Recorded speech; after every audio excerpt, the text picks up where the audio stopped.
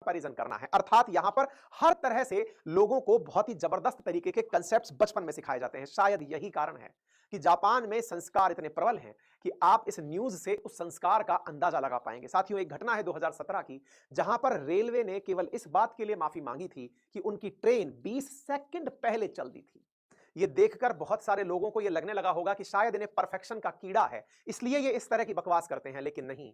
Japan ने बच्चों की शिक्षा पद्धति में संस्कारों को इतनी गहनता से इनकलकेट किया है कि वे जब विकसित जापान के नागरिक बनते हैं तो उनके अंदर हर चीज को डिसिप्लिन अंदाज में करने का जुनून सवार हो जाता है। मात्र 20 सेकंड जल्दी चले जाने पर जापानीज ट्रेन ने जनता से माफी मांगी कि सॉरी, हम 20 सेकंड पहले डिपार्चर कर गए थे। ऐसा ही एक और वाकया यहां पर घटित हुआ, और घटित क्या हुआ कि जापान के सिविल सर्वेंट को इसलिए पनिशमेंट दिया गया था क्योंकि वो जॉब से 2 मिनट पहले चला गया था। यानी कि यहां पर कार्य में अनुशासन, और कार्य के अनुशासन में कार्य की पूर्णता बहुत ही परफेक्शन से साथ करने की परवरिश दी जाती है।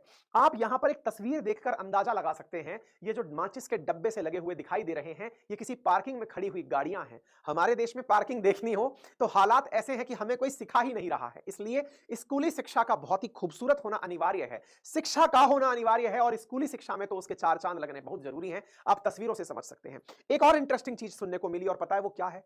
जापानीज पेरेंट्स जो हैं वो अपने बच्चों को डांटते नहीं हैं। जब ये कंटेंट आपके लिए हम तैयार कर रहे थे, ये लेसन मुझे अपने आप के लिए भी मिला, जो मैं आपके माध्यम से खुद को भी सिखा रहा हूं। मुझे पहली बार कंसेप्ट पता चला कि जापानी लोग अपने बच्चों की परवरिश कैसे करते हैं। जानकर आश्चर्य हुआ कि अपने बच्चों को कभी भी पब्लिक में लोगों के सामने पनिशमेंट नहीं देते। सामान्यतया अगर हमारे बच्चे किसी के सामने कुछ गलत कर देते हैं, बचपन में हमने भी कभी गलत किया है, तो हमारे पेरेंट्स हमें सबके सामने डांट देते हैं। यहां के बच्चों को कभी भी पब्लिक में नहीं डांटा जाता। इसका परिणाम यह होता है कि बच्चों का सेल्फ एस्टीम बहुत हाई रहता है। अब सवाल है कि पब्लिक में नहीं डांटा जाता तो फिर क्या हुआ? फिर तो ये बिगड़ जाएंगे। नहीं, उन्हें प्राइवेट तरीके से, उन्हें अकेले में ले जाकर, उन्हें अकेले में समझाया जाता है, उन्हें डांट लगाई जाती है।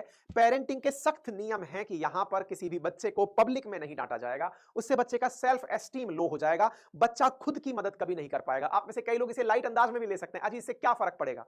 फर्क कितना पड़ता है, आजकल छोटे छोटे बच्चों में भी खुद का सम्मान, आत्मसम्मान, ईगो होने लगा है, और उनका आत्मसम्मान कॉम्प्रोमाइज होता है तो वे कुंठा के भाव में रहने लगते हैं। हमें सबके सामने क्यों डांट दिया?